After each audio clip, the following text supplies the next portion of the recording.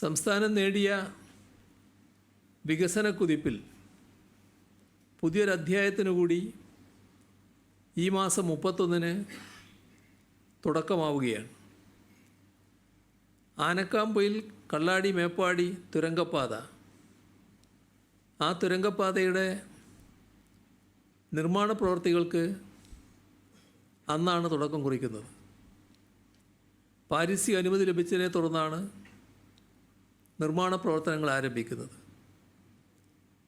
കിഫ്ബി പദ്ധതിയിൽ ഉൾപ്പെടുത്തി നിർമ്മിക്കുന്ന തുരങ്കപാതയുടെ നിർമ്മാണ ചെലവ് 2134 കോടി രൂപയാണ്.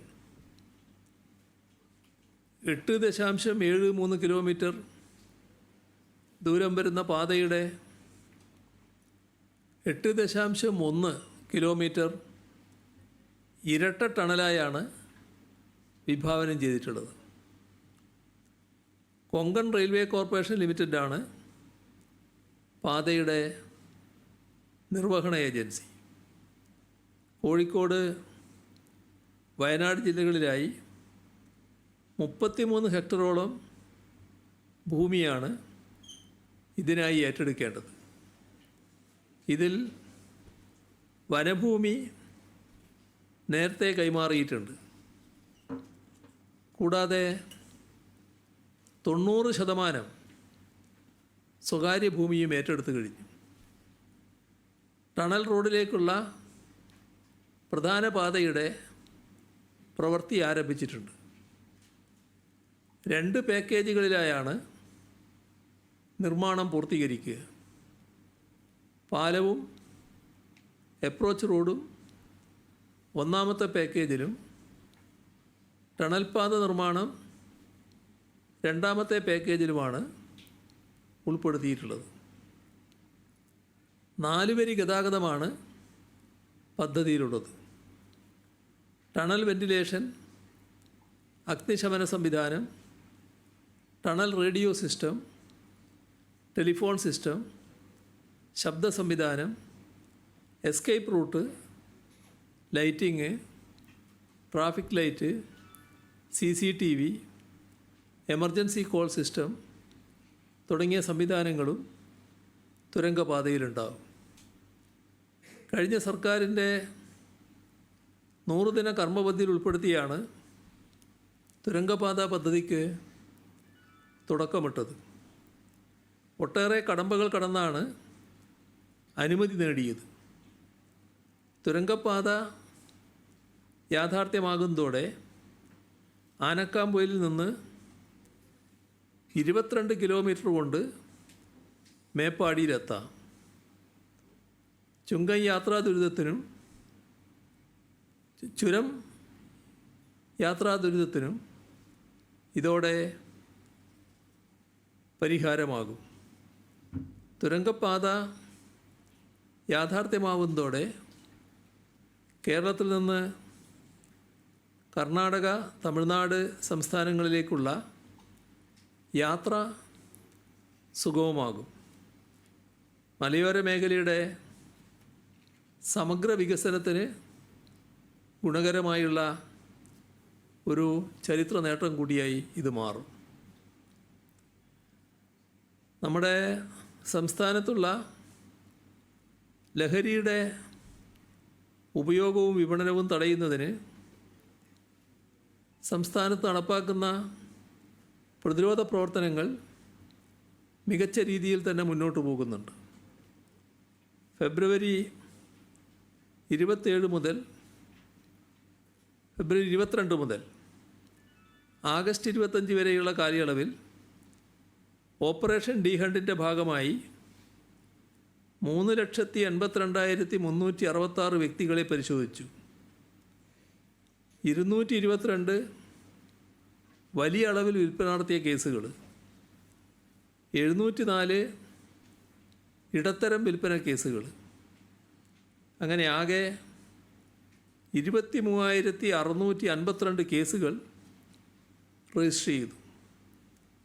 24,986 പേരെ അറസ്റ്റ് ചെയ്തു. ഈ കാലയളവിൽ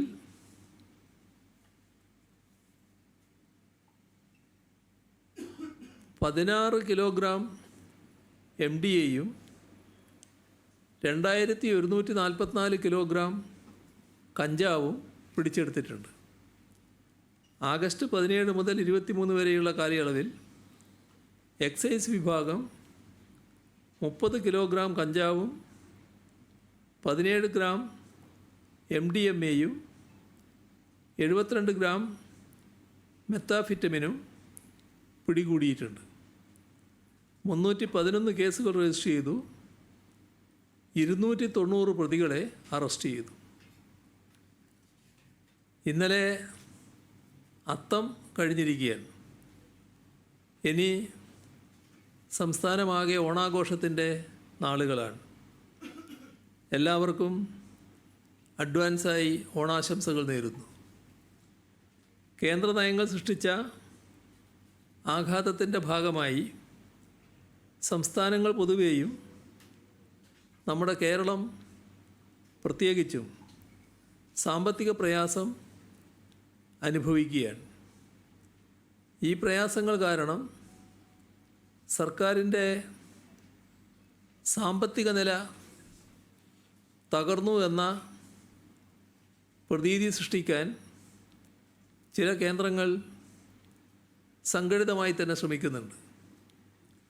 വലിയ സാമ്പത്തിക തകർച്ചയാണ്. ദൈനംദിന ചെലവുകൾക്ക് പോലും ബുദ്ധിമുട്ട് അനുഭവിക്കുന്നു.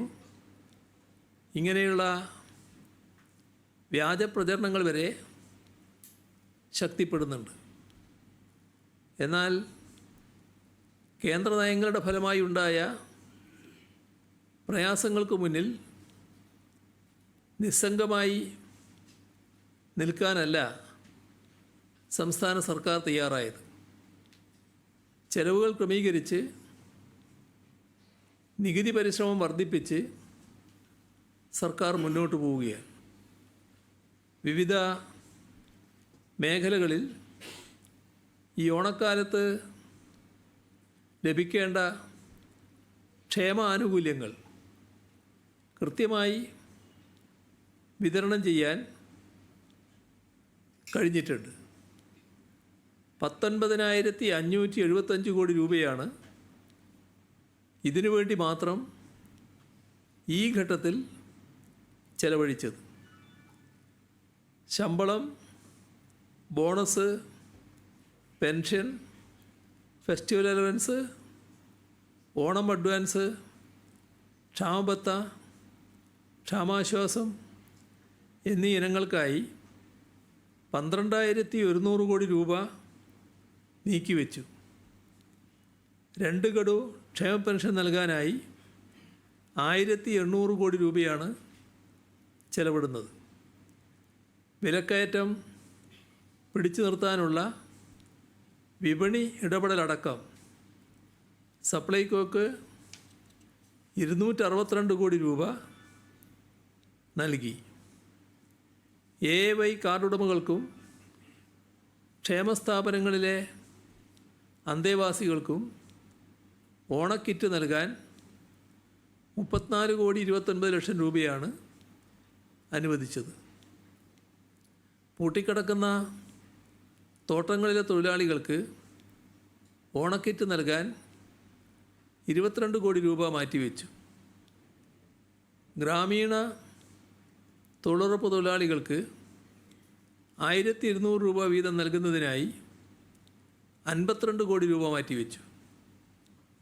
റേഷൻ സാധനങ്ങൾ വാതിൽപ്പടി വിതരണം നൽകുന്നതിന് 50 കോടി, അതേപോലെ തന്നെ കരാർ ജീവനക്കാർക്കുള്ള BDS പേയ്മെൻറ്റ് 300 കോടി രൂപയും അനുവദിച്ചു. പൂട്ടിക്കിടക്കുന്ന കശുവണ്ടി ഫാക്ടറി തൊഴിലാളികൾക്ക് എക്സ്ഗ്രേഷ്യയും അരിയും നൽകാൻ 3,46,00,000 രൂപ അനുവദിച്ചു. സാമ്പത്തിക പ്രതിസന്ധിയെക്കുറിച്ചുള്ള അപവാദ പ്രചരണങ്ങൾക്ക് പ്രസക്തിയില്ല എന്ന് ഈ കണക്കുകൾ തെളിയിക്കുകയാണ്. ഓണത്തിന് ഭക്ഷ്യവസ്തുക്കൾ മിതമായ നിരക്കിൽ ലഭ്യമാക്കാൻ ആവശ്യമായ നടപടികളാണ് പൊതുവെ സ്വീകരിച്ചു വരുന്നത്.